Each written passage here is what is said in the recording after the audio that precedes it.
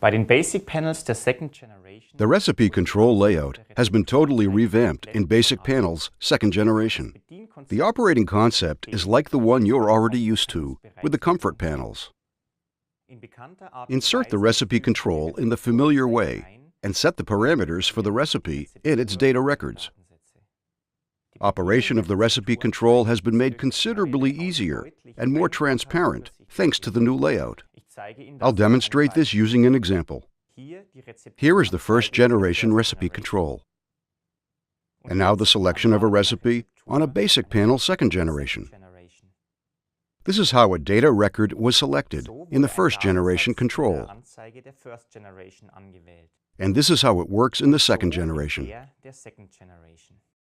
You can avoid operating errors thanks to the standard operating concept between the Basic and the Comfort panels.